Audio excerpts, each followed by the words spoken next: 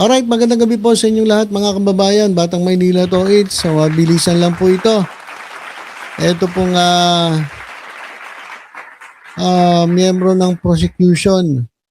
Dyan po sa House of Representatives ay galit na galit po dito po sa Senado. Sapagkat sila po ay hindi po naimbitahan at hindi po sila nasabihan na itong Senado raw di umano ay magko-convene bilang impeachment court. So sabi daw na itong tatlo, itong nasa screen hindi naman ako sulat kung sino nagsabi. Sabi nakakabastos at nakakainsulto dahil nag-convene ang Senado nang hindi man lang kami binigyan ng invitation. Kami ang magiging prosecutor, hindi man lang kami inanyayahan. O bakit nga pala ganun? Ba't hindi nyo inanyayahan? Mr. Cayetano. Bakit hindi mo malang inanyayahan? Wala nga ron no? Parang wala ako nakita ron, mga miyembro ng prosecution team. Pero may nabasa ako na hindi raw sila talaga pupunta. Pero dapat with respect naman sana, sana inimbitahan itong ang miyembro ng prosecution team dyan po sa Senado para at least makita kung paano ang ginawang pag-convene nitong Senado bilang impeachment court. Pero parang nangyari, parang binastos sila, mga kababayan. Grabe. Grabe na talaga itong nangyari sa Senado. At bago tayo pumunta rito, mga kababayan. Bakit? Gusto ba namin? Ito kasi, nagkakainitan si Ito si Alin Peter Cayetano. Bakit galit na galit ka kay Matibag? May crush ka ba kay Matibag? Parang piling ko galit na galit ka kay Director Melvin Matibag. May crush ka ba kay Matibag? Lahat tinuturo mo sa NBI, kasalanan ng NBI. NBI ang nanggulo. Hindi naman daw magulo ang Senado. Sabi niya, ang may nanggugulo lang daw. O sabi ni Cayetano. Tapos ito may sinasabi siya. Pero bago yan pakita ko lang muna sa inyo ito.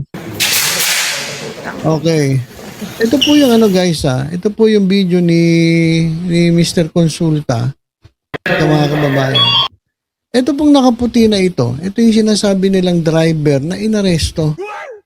Dahil nga binalikan niya yung kanyang backpack. Backpack ba yun? Basta pouch. Na meron daw itong baril. At ang balita ko nga, positibo raw sa paraffin test. Sabi po yun sa balita. Pero kung dito natin titingnan mga kababayan, para naman siyang walang dalang baril. At meron siya radio, ginagamit ng mga hindi po yung radyo na patutugtugin mo, AM, FM. Radyo po, yung pangtawag. Hello, Roger. Diyan ka pa ba, Roger? Ayun po yung bit-bit niya. Tingnan niyo mga kababayan. Exclusive yan kay Jan Consulta. Yan po yung nangyari. Meron po nangyari tutukan. At tingnan niyo magtutukan ito. Tingnan niyo. Mamaya lalapit siya. I-focus niya ni Mr. Consulta. At konsultahin natin itong video ito. Ayan guys, ayan mga kababayan, so i-focus ni reporter. At kung titingnan mo ito, wala naman siyang bit-bit na baril. Meron siyang bit-bit na jacket dito, tapos may radyo siya, ito yung radyo. Pero para namang wala siyang sukbit na nagamit na baril. So paano nangyari na siya ay nagpositibo sa paraffin test? Ayon po daw sa report ng investigasyon ng pulis. Ay nako, hindi kaya nagkakaroon ng hindi pagkakaunawaan ang NBI at ang pulis? Pangit yung ganyan kasi iisa lang tayong bansa na kayo ay mga law enforcement agencies tapos baka magkaroon pa kayo ng hidwaan dahil dito kay Cayetano. Kasi si Cayetano ang galit na galit sa NBI Ito naman si John Vic, hawak niya yung kapulisan, pumunta doon sa Senado at nakipaghuntahan. At imbis na dakpin si Bato, ang ginawa pa nakapagkwentuhan doon at parang pina-escortan pa si Bato. Anak ng teteng yan. So nagkabaliktad na po yung mundo. Doon sa ni John Vic Remulla, doon po sa Senado. So ito po yung NBI daw na volunteer na driver. Wala naman Yan wala naman siyang bit-bit. Kita naman di ba? Wala kami best. Wala naman siyang bit-bit Tingnan nyo. Laban na natin. Wala na rito. Dito lang talaga siya. Saan na yan? Wala naman talaga siyang bit-bit na gamit. Pero ayon daw sa investigasyon ng kapulisan, meron daw siyang bit-bit na baril. Ay, magagawa ba tayo kung gano'n ang sinabi ng kapulisan? Pero sana, sana doon lang tayo sa katotohanan. At wag magpapagamit sa mga politiko. Lalo na sa mga politikong katulad nito. Mga kababayan. Sa NBI, hindi nyo na Tulad nito. Pakinggan ninyo yung sinasabi. Galit na galit talaga to sa NBI kay Matibag. Siguro meron siguro itong nakaraan. Meron ka ba nakaraan kay Matibag? Ba't nga ganyan na galit ka? Pakinggan ninyo mga kababayan sinasabi na ito ni Cayetano na para sa akin irresponsable para sa isang senador at lalong-lalo na Senate President ka pa. At pakinggan natin si Cayetano. ang message ko sa NBI, hindi nyo natibag ang Senado. Under Alan Cayetano, hindi nyo natibag ang Senado. Grabe naman yan. Grabe naman yan. Sabi niya kay Matibag, ikaw Matibag, ikaw NBI. Hindi mo natibag ang Senado. Sa panahon ni Alan Peter Cayetano, hindi mo natibag ang Senado. Grabe naman yun. Ano yun? Si Matibag, NBI, titibigyan yung Senado. Bakit naman titibagin ni Matibag ang Senado? Diba? Isa po yung institusyon. Tatlo po yan sa mga, kumbaga, parang poste na yan ng gobyerno, di ba? Pillars of government. Na ito yung judiciary, legislative, at yung executive. Sila yung legislative. So matibay yan. Dapat yan ay pinagtatanggol ng mga law enforcement agencies, di ba?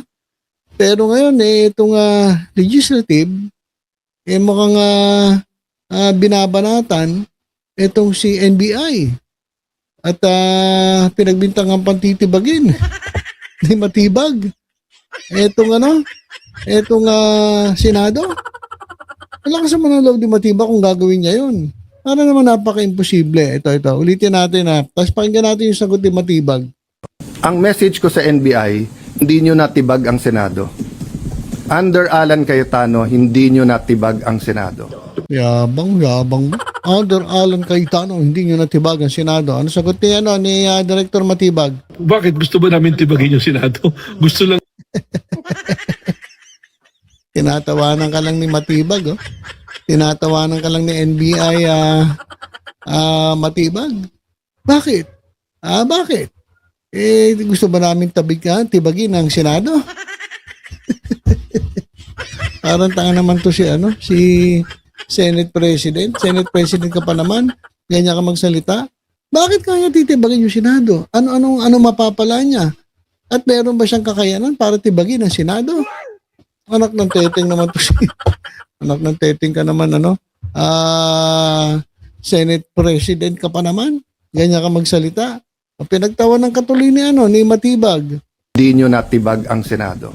bakit gusto ba namin tibagin yung Senado? Gusto lang namin ipatupad yung batas, Yun yun. Bakit gusto ba namin tibagin ang Senado? Tama naman si Director Matibag Di ba niya titibagin ng Senado? Sabi niya, gusto niya lang ipatupad yung batas. Kasi yun yung batas. Ito namang Senado, Hindi ko talaga maintindihan sa pamumuno na ito ni Cayetano. Ang gulo-gulo ng ng Senado. Parang gusto pakita ni Cayetano siya ang batas. At hindi niya kinakailangan sumunod sa batas. Ganun ba 'yon, Senator Cayetano? Abay, baka sobrang taas na tingin mo sa sarili mo. At mukhang naliligaw ka na ata ng das. Parang iniisip mo ata sa iyo ang Senado. Sir, Senate President ka lang. Hindi sa iyo Senado. Isa ka lang sa mga senador. Parang feeling mo ikaw ang makapangyarihan diyan. Hindi, ang buong kapangyarihan ng Senado ay yung kabuuan ninyo. Pag mag-isa ka lang, wala kang power diyan. Pero mayabang ka lang, pwede ka mayabang, pero kapag mag-isa ka lang, wala kang power dyan. Yung power ninyo lies dun sa inyong unity. Kaya mahina na nga kayo Kaya na marami nagagalit sa inyo kasi hindi kayo nagkakaisa. Di ba? So, ano sabi niya Director Matibag? It's not about Senator Alan Peter Cayetano. It's about the Senate and the judicial system. So, okay lang naman yun. Hindi naman May balak pa tayo tibagin Senado. Wala naman. It's an institution enshrined in the Constitution. We respect it. Ngayon po, ano po yung pakay po ng CIDG dito sa NBI? Well, we participated in the ongoing investigation of CIDG. So lahat ng tao na nagpunta doon sa GSIS, tsaka yung kung ano mga tanong nila sasagutin ng NBI. We are very transparent on this one. There is already a panel created by the DOJ and by Ombudsman Boying Rimulya. So we will submit everything to them and sila na yung magpo-process. Kasi ang nangyayari sa atin dito, naririnig natin pira-piraso We take pieces di ba? May mga snippets lang yan So it's better that DOJ and Ombudsman came out with that position. So sila na yung mag-iimbestigahan.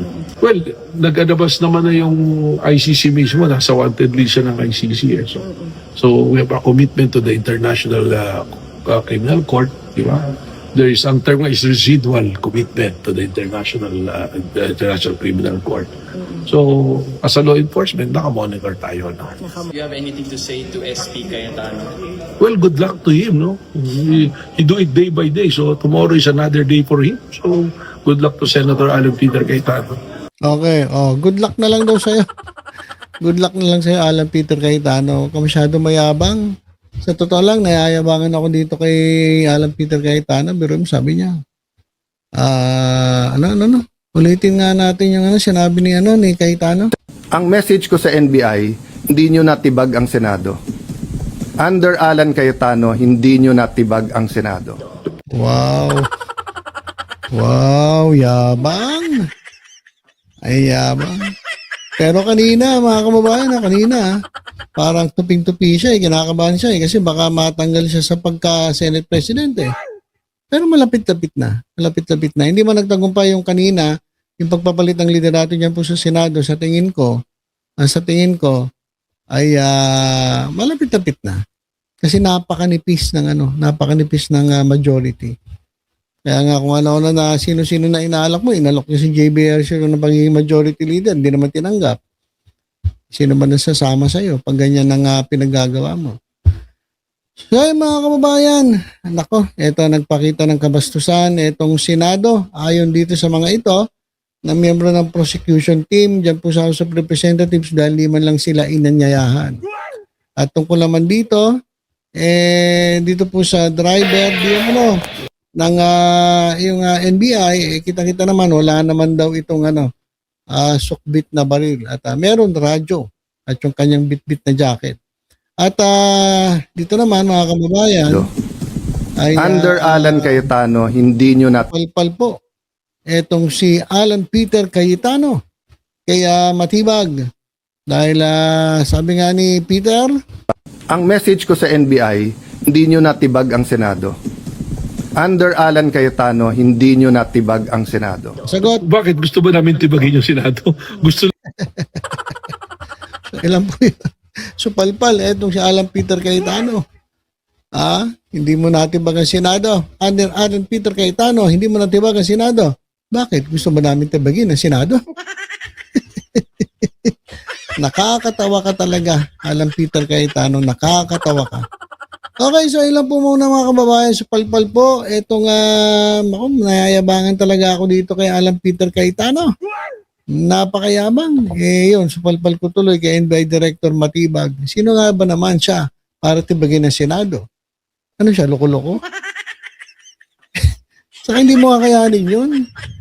Ba't mo gagawin yun? Pero na kung napraning na yung nagsalita, katulad nito ni Cayetano. Alright, so yun lang po muna mga kababayan. Tutok-tutok lang po dito sa Batang Maynila. Sa iba pang updates, ingat po tayong lahat. God bless po.